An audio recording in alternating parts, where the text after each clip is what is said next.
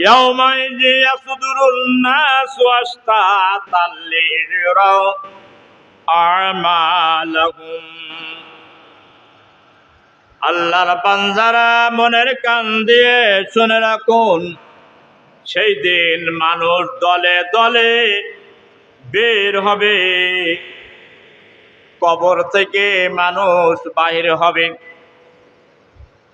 যে যেখানে তার কবরস্থ করা হয়েছে হুবহু বাহির হয়ে আসবে, কারণ তাদেরকে তাদের কৃত কর্ম সেদিন দেখানো হবে। জীবনের শুরু থেকে মৃত্যুর আগ পর্যন্ত কি কর্ম করেছ আজকে তার শতককে দেখে নাও। আল্লাহর বান্দারা বিশ্বাস করুন, এটা কোনো আলিফ লাইলার গল্প নয়, এটা রুনা লাইলার গল্প নয়, এটা কাল্পনিক কোনো গল্প নয়। সূর্য যেমন বাস্তব সত্য, পূর্ব দিক থেকে উদয় হয়ে পশ্চিম দিক অস্ত যাচ্ছে, বাস্তবে যেমন দেখছি। আল্লাহর কোরআন বাস্তব সত্য, আর বাস্তব প্রত্যেকটা অক্ষরে অক্ষরে পরিণত হবে। যারা মনের কান দিয়ে শোনে, বিশ্বাস যারা করবে, আমল যারা করবে, তাদের জন্য কল্যাণ বয়ে আনবে। আর যারা বিশ্বাস করবে না, উদাসীন থাকবে, কিয়ামতের কঠিন মুসিবতের দিন তারা মদখোর যেমন, ইয়াবাখোর যেমন, গাঁজাখোর যেমন মাতাল হয়ে যায়, কিয়ামতের ময়দানে ওইরা মাতাল হয়ে উঠবে। নাউজুবিল্লাহ গণ। আল্লাহ রাব্বুল আলামিন এরপর বলেন, ইয়াউমাইযিন তুহাদ্দিসু আখবারাহা, এই খবর সেদিন আল্লাহ রাব্বুল আলামিন বলার জন্য অর্ডার করে দিবেন। ফামান ইয়ামাল মিসকালা যাররাতিন খায়রান ইয়ারা ওয়া মান ইয়ামাল মিসকালা যাররাতিন শাররান ইয়ারা। আল্লাহ পাক বলতেন, বান্দারে যাররা দেখেছো কিনা? যাররা হচ্ছে একটি সরিষার 70 ভাগের 1 ভাগ, যা মানুষের চর্ম চোখে ধরা পড়ে না মাইক্রোস্কোপ যন্ত্র ছাড়া। এই যাররা পরিমাণ যদি নেকি যদি সেদিন থাকে, এই নেকির জন্য তোমাকে পুরস্কৃত করা হবে, প্রতিদান দেওয়া হবে। যদি যাররা পরিমাণ কোন কোন যদি থাকে, তার শাস্তি প্রদান করা হবে। এর নাম হলো যাররা আর শাররা। আল্লাহর বান্দারা, এই কথা যদি কোন মুমিন যদি ধারণ করতে পারে যে যাররা গুনাহ যদি শাস্তি যদি হয়, আর যাররা পরিমাণ নেকের যদি পুরস্কার হয়, তাহলে আল্লাহর জমিনে ওই নারী আর ওই পুরুষ দ্বারা কোনো আল্লাহর নাফরমানি হবে না। ঠিক কিনা? আল্লাহর বান্দারা, একটি আয়াত বিশ্বাস করা তার জন্য যথেষ্ট হয়ে যাবে। 24 ঘন্টায় ঘুম থেকে উঠে ঘুম যাওয়া পর্যন্ত কি কাজ করো, মনে যদি এইটাই যদি স্মরণ থাকে, আল্লাহর নাফরমানি হবে না, মানুষের ক্ষতি হবে না। দুনিয়ার মানুষ তোমার লানত দেবে না, অভিশাপ দেবে না, গালি দেবে না, গালাস দেবে না। এই মানুষটা দুনিয়ায় যতদিন থাকবে মানুষের কল্যাণ হবে। এই মানুষটা দুনিয়াতে যেদিন বিদায় নেবে, এই দুনিয়া আর শুধু মানুষ নয়, এই দুনিয়ার সব কিছু সেদিন তার জন্য করন্দন করবে। সুবহানাল্লাহ। আল্লাহর বান্দারা, সংক্ষেপে বলবো, বিস্তারিত বলবো না। মহান আল্লাহ রাব্বুল আলামিন কোরআনে কারীম সূরাতুল আল ইমরানের 18 নম্বর আয়াতে বলেছেন, যালিকা বিমা কদ্দামাত আইদিকুম আন্নাল্লাহা লাইসা বিযাল্লামিল লিল আবিদ। আল্লাহ পাক বলতেন, দুনিয়ার মানুষ শুনে রাখো, এই শাস্তি, এই কর্মের ফল তোমাদের নিজেদের হাতের কামাই, এবং তোমরাই নিজেদের জন্য এটাই নিজেরাই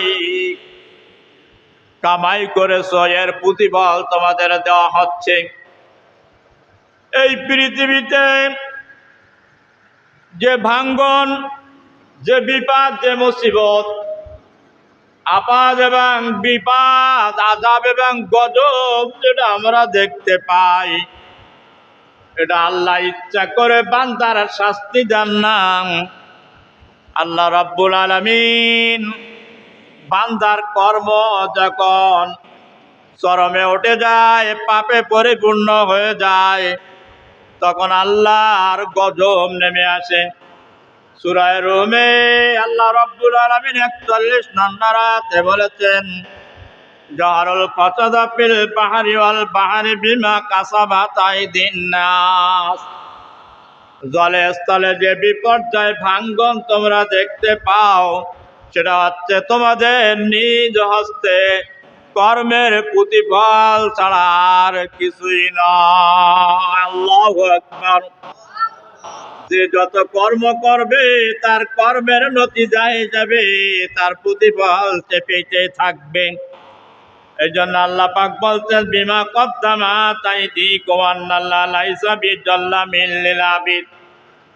কিয়ামতে যেটা তোমাদেরকে দেওয়া হবে তোমাদের নিজেদের হাতের কামাই, এবং নিশ্চয় আল্লাহ তাআলা ইহকালে হোক আর পরকালে হোক না কেন, বান্দাদের উপরে কোনো জুলুম তিনি করেন না আর করবেন না।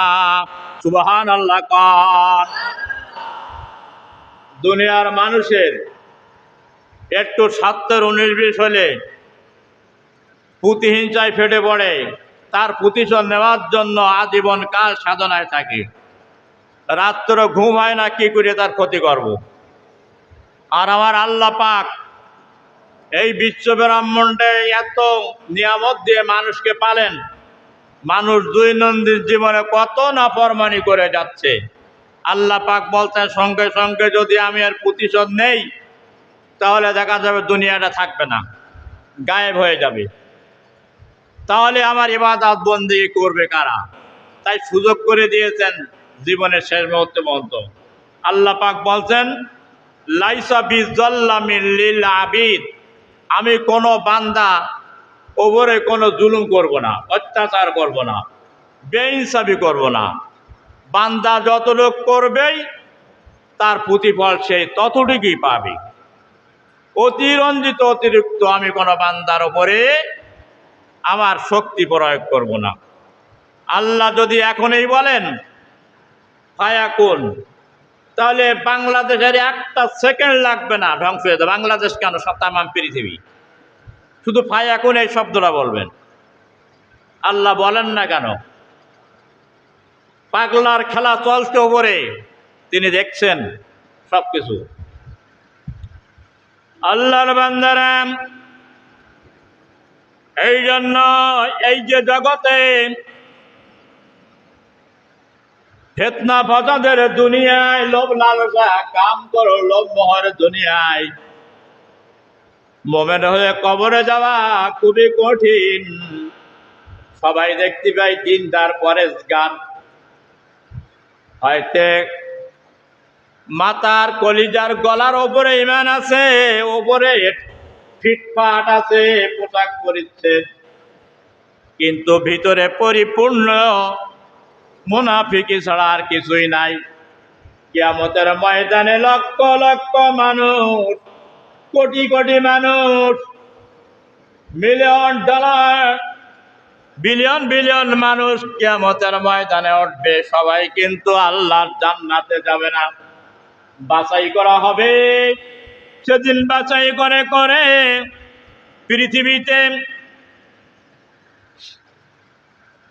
পৃথিবীতে আমরা সবাই দেখি এক মসজিদে একসঙ্গে চলে, এক চার দোকানে, এক বাজারে, কেডা ভালো আর কেডা মন্দ পার্থক্য করার কোনো যন্ত্র নাই। কিয়ামতের ময়দানে পার্থক্য হয়ে যাবে। অকুনতুম আযওয়াজান সালাসা, বলবে পৃথক পৃথক দলে চলে যাও। কাফের কাফেরের দলে চলে যাবে, মোমেন মোমেনের দলে চলে যাবে, মুনাফিক মুনাফিকের দলে চলে যাবে। মোমেনেরা মুনাফিকের দলে যাইতে পারবে না, আর মুনাফিকেরা মোমেনের দলে যাইতে পারবে না। সেখানে কোনো কারচুপি, কোনো চালাকি সেখানে করতে পারবে না। আমার আল্লাহর হাবিব বলেছেন, এই দিন হাজারে একজন মাত্র জান্নাতি হবে, 999 জন হবে জাহান্নামী। কয়জন হবে? কথা বলেন। 999 হবে জাহান্নামী, আর মাত্র একজন হবে জান্নাতি হাজারের মধ্যে। তাহলে এই দুনিয়ায় আমরা যা কিছু দেখি সবাই মোমেন দেখি না, সবাই কিন্তু ঈমানদার না, সবাই কিন্তু কোরআনের পাগল নয়, সবাই কিন্তু ইসলামের পাগল নয়, সবাই কিন্তু পরকালের পাগল নয়। সেই দিন দেখা যাবে পরকালের পাগল, কোরআনের পাগল কারা আল্লাহ বাছাই করে বলবেন, এই একজনের কাতারে আয়। এক কাতার, আর 99 জনের কাতারে বলবেন 99 জন চলে যা। সেই দিন জান্নাতীদের কাতার হবে মাত্র 120 কাতার। কয় কাতার হবে? কথা বলে না। জান্নাতীদের কাতার হবে 120 কাতার। কয় কাতার? কথা বোঝে না। শুধু শোনে যে জান্নাতে যাওয়া যাবে আর জাহান্নামে যাওয়া যাবে, কাতার কয়টা হবে জানে না। হাজারে কয়জন জান্নাতে যাবে তাও জানে না। বলল না 73 কাতার হবে, আর জান্নাতে যারা যাবে তাদের 120 কাতার। আর 120 কাতারের মধ্যে উম্মতি মুহাম্মাদের কাতার হবে শুধু 80টা। চিৎকার মেরে বলেন সুবহানাল্লাহ। আরো জোরে সুবহানাল্লাহ। এত নবীরা এসেছেন পৃথিবীতে, সব নবীর কাতার হবে কয়টা? 40টা। আর আমাদের প্রিয় নবীর উম্মতের কাতার হবে কয়টা? 80টা। কয়টা? জান্নাতের মধ্যে 80টা কাতার হবে। শুনে রাখো। আল্লাহর বান্দারা, عن عائشة رضي الله تعالى عنها قال قال رسول سمعت رسول الله صلى الله عليه وسلم يقول يحشر الناس يوم القيامة هباء عراة غرلا. قلت يا رسول الله صلى الله عليه وسلم الرجال والنساء جميعا ينظر بعضهم إلى بعض فقال يا عائشة আমার আসাদহু আলা ইয়ানজুরহু বাদু আলা বাদি ইলা বাদ। বুখারী এবং মুসলিম শরীফের সহিহ হাদিস। সহিহ হাদিস তো মানার জন্য পাগল তো হইয়া যাও। মনে হলে কি এখানে নামাজ 8 রাকাত পড়ে বলে সহিহ হাদিস, বলে উপরে হাত বাঁধিস কেন? সহিহ হাদিস। বলে আমিন জোরে বলিস কেন? সহিহ হাদিস। কিয়ামতে কি এইগুনকে হিসাব হবে নাকি? সহিহ হাদিস বলে সহিহ হাদিসের হিসাব হবে পর্দা মানেছিস কিনা, সহিহ হাদিস। ইসলামী আন্দোলন করেছিস কিনা, সহিহ হাদিস। নামাজ 5 ওয়াক্ত পড়েছিস কিনা, সহিহ হাদিস। হজ ফরজ হয়েছে, হজ করেছিস কিনা, সহিহ হাদিস। এইসবগুলো সহিহ হাদিস মানব। ওই না হাত বান্ধ আর না বান্ধ ওটা মামুলি কামল, আল্লাহ ধরতেও পারে নাও ধরতে পারে। আল্লাহর বান্দারা এই জন্য সহিহ হাদিস বাদ দিয়ে কোনে টানাটানি মুস্তাহাব নিয়ে কিয়ামতের ময়দানে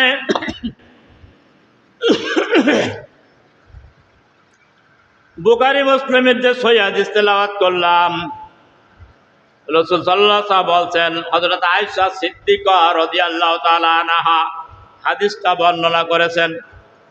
রাসূলের স্ত্রী, আমি আল্লাহর নবীকে কথা বলতে শুনেছি যে কিয়ামতের দিন মানব জাতিকে একত্রিত করা হবে খালি পায়ে এবং উলঙ্গ অবস্থায়। কিয়ামতের দিন খালি পায়ে উঠবে, হাসরের মাটিগুলো পড়ে তামা হয়ে যাবে। আর উলঙ্গ অবস্থায় উঠবে খালি পায়ে, কিয়ামতের ময়দানে উঠবে, কারোর গায়ে কোনো পিরাহান থাকবে না, কোনো পোশাক থাকবে না। মানব জাতিকে খালি পায় এবং উলঙ্গ অবস্থা যখন খতনাবিহীন, খতনা করা থাকবে না, যে সুন্নতি দেওয়া ওটা থাকবে না, এই অবস্থা যখন একত্রিত করা হবে। আল্লাহর নবী যখন এই কথা বললেন, আয়েশা সিদ্দিকা জিজ্ঞাসা করলেন, ও আল্লাহর হাবিব, এই যে উলঙ্গ অবস্থা উঠবে, কেউ কারোর দিকে তাকাবে না। আজকে তো যদি একজন উলঙ্গ মানুষ আছে, গ্রামের লোক তো পাগল হয়ে বাইর হয়ে যায় যে দেখার জন্য উলঙ্গ মানুষ এসে। আর যদি মহিলা হয় তাহলে গ্রামের যে পাগলটা আছে সাউটা বাইর হয়ে থাকবে, যার স্মৃতি শক্তি নেই সাও থাকবে। আর কিয়ামতের ময়দানে এরকম থাকবে উলঙ্গ অবস্থায়, কিন্তু পাশের একজন থাকবে, আরেকজন পাশের দিকে নজর করতে পারবে না, সেই মন মানসিকতা থাকবে না। এমন বিভীষিকাপূর্ণ একটা অবস্থা সৃষ্টি হবে। আল্লাহ রসুল বলতেন, ও আয়েশা রাদিয়াল্লাহু তাআলা আনহার প্রশ্নের জবাব, রসুল বললেন, সেদিন কেউ কারোর দিকে তাকাতে পারবে না, এইরকম মন মানসিকতা থাকবে না। নারী পুরুষ একসঙ্গে যেদিন উঠবে, এক অপরের দিকে তাকাবার কোনো সময় থাকবে না। ভয়ঙ্কর একটা পরিস্থিতি হবে যে কেউ কারোর দিকে তাকাবার মতন কোনো কল্পনা তার মনেও জাগবে না। সেদিন শুধু ইয়া নাফসি করতে থাকবে। ইয়াউমা ইয়াফিরুল মারউ মিন আকিহি ওয়া উম্মিহি ওয়া সাহিবাতিহি ওয়া বানিহি ওয়া সাহিবাতিহি লিকুল্লি ইমরিইন মিনহুম ইয়াউমা ইযিন শানু ইগুনিহি উজুহু ইয়াউমা ইযিন মুসফিরাতুন যালিকাতুন মুস্তাবশিরা ওয়া উজুহু ইয়াউমা ইযিন আলাইহা গবারা তারহাকুহা কাতারা উলাইকা হুমুল কাফারাতুল ফাজারা। সূরাতুল আবাসা 30 পারায় 34 নম্বর আয়াত থেকে 42 নম্বর আয়াত বলা হচ্ছে, এই কঠিন মুসিবতের দিন সুরমার ছোলাই পরিমাণ সূর্য থাকবে মাথায়, আর মাটি পড়ে তামা হয়ে যাবে। মানুষ ঘামে কেউ ডুবে যাবে গলা পর্যন্ত, কোমর পর্যন্ত। এমন একটা পরিস্থিতি, ভয়ঙ্কর পরিস্থিতি হবে এই দিন। ইয়াফিরুল মারউ মিন আকিহি, ভাই ভাইয়ের কাছে যাবে।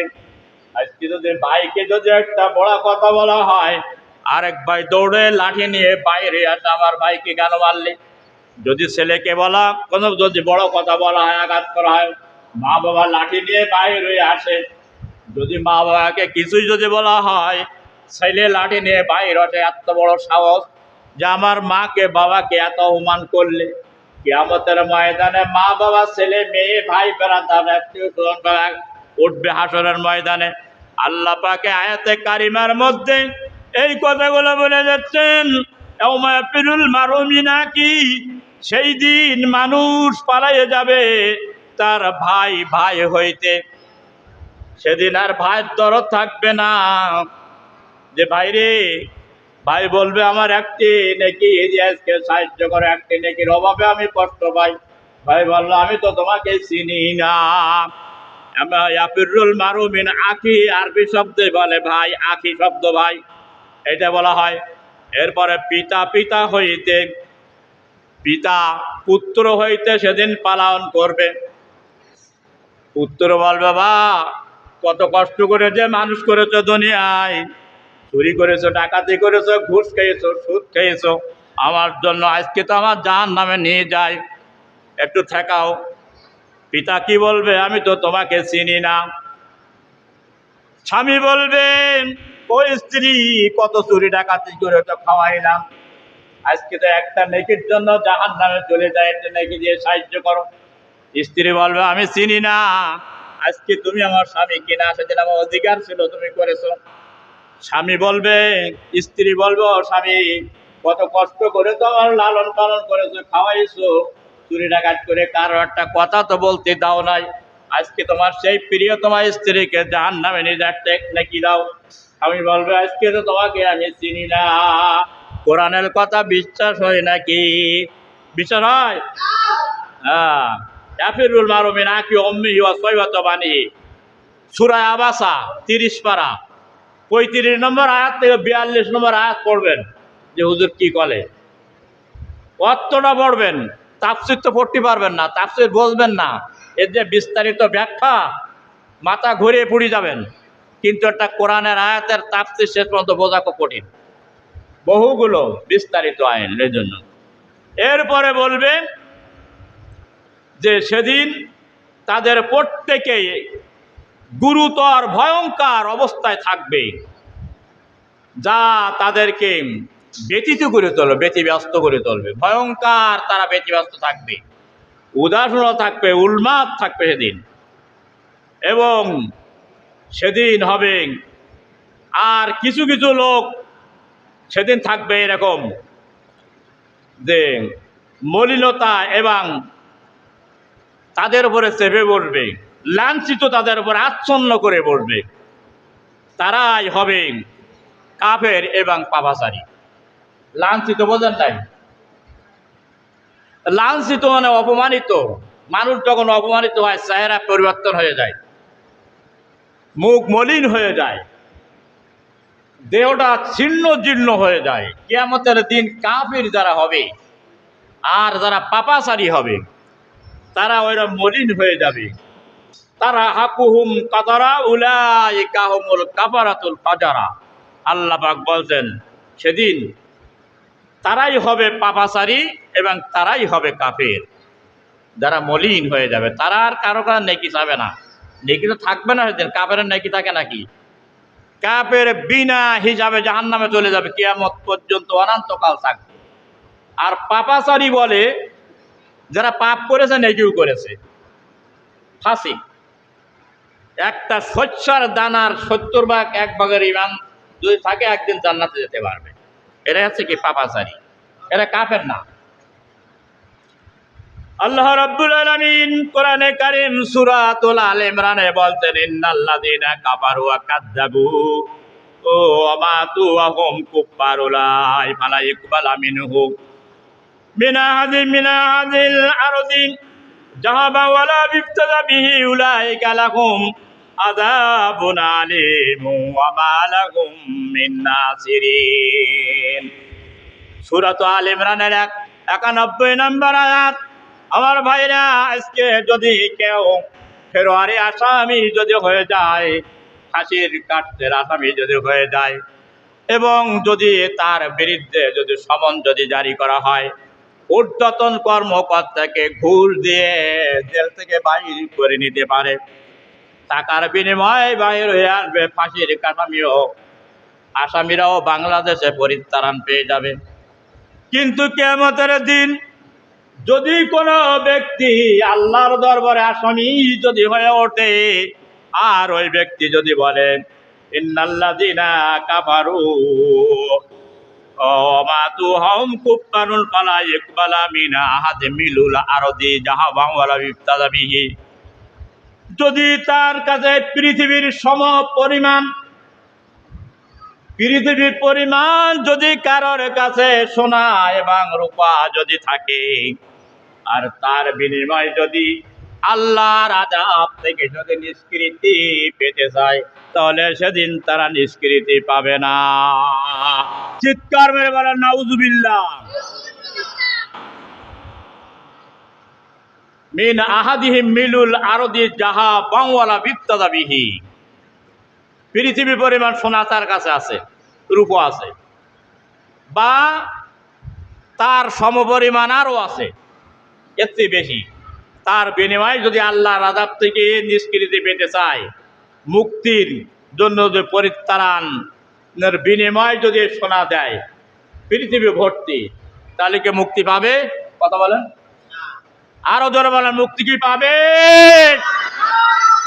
সোনা দানার বিনিময়ে মুক্তি সেদিন পাবে না। সেদিন মুক্তি হবে আমলের বিনিময়ে, আর আল্লাহ রহমতের বিনিময়ে।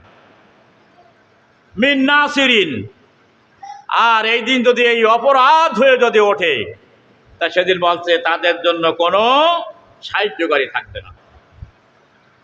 ওমা লাহুম মিন নাসিরিন, সেদিন কেউ তাদের সুপারিশ করবে না। আজকের দুনিয়ায় যদি যত অপরাধী হোক, অন্যায়কারী হোক, ও যদি কোনো বিপদে পড়ে, তাহলে ওর জানের শত্রু পর্যন্ত সেদিন ওর কাছে আগুই যাবে, না ওকে উদ্ধার করো, বাঁচাও, অসুস্থ হয়ে গেলে যাবে। কিন্তু কিয়ামতের দিন পরম বন্ধু পর্যন্ত যেন উপকারকে আসবে না, কেউ তার সাহায্যকারী আগুই যাবে না। ওমা লাহুম মিন নাসিরিন। তাহলে এখানে দরকার হবে নেক আমল আর আল্লাহ রহমত। এই জন্য বোঝার চেষ্টা করুন, ঘাড় কাজ করে গোড়ামি করে এই জীবনটাকে কাটাবেন না। সোজা হয়ে যান। সাপ তো সোজায় দেখেছেন, জাজ সাহেবের যদি সারাদিন ওয়াজ করি, কালার সাহেবের জাজ সাহেবের গোগরা সাহেবের, ও কি ওয়াজ শুনবে নাকি? ওর ওয়াজ একটাই, মাথায় একটা বাড়ি দেবেন কায়দা করে, টান টান সোজা হয়ে যাবে। ও কিন্তু আর বেকা থাকবে না, ও ঘাড়ে করি না চলতে পারবে না। কিন্তু ওর ওই সোজাইকে লাভ হলো নাকি? কথা বলেন। আপনার আমার চকলেটের মতন মোড়াইটা যদি সোজা করবে, ওদিন কিন্তু লাভ হবে না। ওদিন ওর ভিতরে চকলেটের মতন কায়দা যত মোড়াবে, আপনি আমি কি ভালো হয়ে যাবো নাকি? কথা বলেন। তাহলে তাই যদি না হই, তাহলে আজকে ভালো হওয়া দরকার আছে না ভাইরা? যাই করেন না কেন, যেই পথে থাকেন, আমার কাছে কথা হলো পরকালের মুক্তির জন্য চেষ্টা করতে হবে। এদিন কিন্তু কলিজার টুকরা সন্তান গর্ভধারণে মা একটা নেকি দেবে না। সেদিনের অবস্থাটা বুঝছেন না যে কি ভয়ঙ্কর হবে? আর এটা কিন্তু বিশ্বাস করতে হবে আল্লাহর কোরআন, দুনিয়ার কোনো কাল্পনিক গল্প না, যে বিশ্বাস না করলে কিছু হবে না, বিশ্বাস করাই লাগবে। এই জন্য আসুন আমরা বোঝার জন্য চেষ্টা করি। সর্বশেষ কথাটা বলতে চাই, আল্লাহ রাব্বুল আলামিন ইন্নী ফারাতাকুমুল আলাল হাউজি মিন মাররি আলা সুয়ারিহি ফি ওয়া মান শারাবা ইয়াজরিনা ইলাল বারি আলা দানিহি ইয়ারুদ্দুনা লা ইয়াকুনিহি। বুখারী শরীফের ৫ম খণ্ড ২২৪ আছে ৫-৬ নম্বর হাদিস, মুসলিম শরীফ ১ম খণ্ড ১৭৯৩ নম্বর হাদিস, মুসলিম শরীফের ৩য় খণ্ড ১৭৯৫ নম্বর হাদিস। আমি বললাম এই হাদিসটাতে বোঝানো হচ্ছে, আল্লাহর বান্দারা মন খুলে শোনো, কিয়ামতের ময়দানে প্রাণ শুকিয়ে অস্তগত হয়ে যাবে, পানি পানি করে মানুষ চিৎকার করতে থাকবে, পানি দিন পাবে না। আমার আল্লাহর হাবিব বলেন, সেদিন আমি হাউজে কাউসারের কাছে আগে চলে যাব। মাকামে মাহমুদ যেটাকে বলা হয়, এই মাকামে মাহমুদের কাছে যখন যাব, আমার উম্মতেরা তখন আমার কাছে আসবে, আমি তাদেরকে পানি পান করাবো। আর এই পানি একবার যে এক গ্লাস পান করবে, এক কাপ, আর কোনোদিন তার পানির তৃষ্ণা আর তার লাগবে না। চিৎকার মেরে বলেন সুবহানাল্লাহ। এই কিয়ামতের ময়দানে একজন সুপারিশকারী থাকবে, একজন উপকারকারী থাকবে, সাহায্যকারী। তিনি কে? বিশ্বনবী। বলতে লজ্জা করে, বিশ্বনবী মুহাম্মদুর রাসূলুল্লাহ সাল্লাল্লাহু আলাইহি সাল্লাম। তার অনুসারী যদি হয়ে এই দুনিয়াতে যেতে পারি, তাহলে সেদিন একমাত্র তিনি পানি পান করাবেন এই পিপাসার সময়। হাউজে কাউসারের জীবনে কোনোদিন পানির পিপাসা লাগবে না। ইন্নী ফারাতুকুম আলাইহি ওয়া মান শারাবাহা ইয়াজরিমান আবাদাল ইয়ারুদ্দুহু আলাইহা আকওয়ামু ইলা আখিরিল হাদিস। এমন কতগুলো মানুষ পানি পান করার জন্য যাবে দৌড়ায়, রসুল তাদের চিনবেন এবং তারাও রসুলকে চিনবেন, কিন্তু তাদেরকে ধাক্কা মেরে সেখান থেকে বাইরে ফিরে দেওয়া হবে। বলবে আল্লাহ নবী বলে, ওরা তো আমার উম্মত, আমি তোদের চিনি। আর তো এরা বলবে আমরা তো আপনার উম্মত। তো ফেরেশতারা ধাক্কা মেরে বাহির করে দেবে। বলবে এখন যদি মন্ত্রী আসে, আর বিএনপির মন্ত্রী আর আওয়ামী লীগের লোক যদি যায়, সেখানে যাতে দেবে না মন্ত্রীর কাছে? কথা বলে না, না। কবে তার আজীবন আওয়ামী লীগ করেছে, ওই এখন এখানে বিএনপি এসেছে মন্ত্রীর কাছে আসতে, ধাক্কা মারি বের করতে দেবে। তো সেদিন এরকম বলবে যে ওরা আপনার উম্মত না। তার কারণ দুনিয়ায় আপনার ইন্তেকালের পরে আপনার এই আইন বিধানের ভিতরে নতুন নতুন কিছু সংযোগ করেছে, আল্লাহর নাফরমানি করেছে, আপনার নাফরমানি করেছে, এরা আপনার এই বিধানকে তারা বিকৃত করেছে। এই বলবে, আল্লাহর নবী তখন বলবেন, ওমান সারাবা মিনহু আবাদান আলাইয়া কোয়ামু ফাসুকাল লিমান গয়রা মিমান লিমান গয়রা বাদিহি সুকান সুকান দুরা দুরা, দূর হয়ে দাও, আজকে তুমি আমার উম্মত নও। সেদিন বলা, ভাইরা, এই দিন প্রত্যেকের জন্য প্রিয়, এই দিনের সাক্ষাৎ পাবে, পাপী ও তাপী গুনাহগার এই দুনিয়ায় ছোট বড় যত জাতি আছে সবাই এই দিনের সাক্ষাতের অপেক্ষায় থাকতে হবে। এই দিনটা বেশি দূরই নয়, খুব নিকটবর্তী, আমাদেরকে সেখানে যেতে হবে, হিসাব দিতে হবে। তো যদি সবচাইতে দুনিয়ার ভিতরে বুদ্ধিমান, আখিরাতের বুদ্ধিমান তারাই যারা আখিরাতের জিন্দেগিকে বিক্রিয়া করে দিয়ে এই দুনিয়ার জিন্দেগিতে যারা ভালো কাজ করতে পেরেছে, তাদের জন্য এই দুনিয়াটা কান্দে, পরকাল শুভ হবে। আর যারা এই দুনিয়ার জিন্দেগিটা, এই যে সময় পেয়েছি, সকাল হয়েছে সন্ধ্যা হচ্ছে, এই রকমের দুনিয়ার হায়াতের জিন্দেগি যারা পেয়ে অবহেলায় কাটাইয়ে দেবে, তাদের জন্য অনন্তকাল আখেরাত, কবর থেকে শুরু হবে পরকাল, আজীবন কাল, সেখানে কোনো শেষ হবে না। দিনের যেমন শেষ আছে, আর ওখানে কোনো দিনের শেষ হবে না, শুরু হবে শেষ হবে না, অনন্তকাল। আসুন, আমি আজকে যে খুতবাটা আপনার বললাম সূরা জিলজালা থেকে, আপনারা সবাইকে বুঝতে পেরেছেন? জোরে বলেন, বুঝতে পেরেছেন? আমল করতে রাজি আছেন সবাই ইনশাআল্লাহ? আল্লাহ সুবহানাহু ওয়া তাআলা আমাকে সহ, আপনাদের সহ, আমার মেসেজ যাদের কানে পৌঁছাবে সকলকেই যেন আল্লাহ সহি কথাগুলো আমল করার তৌফিক যেন দান করেন। সবাই চিৎকার মেরে বলেন আমিন।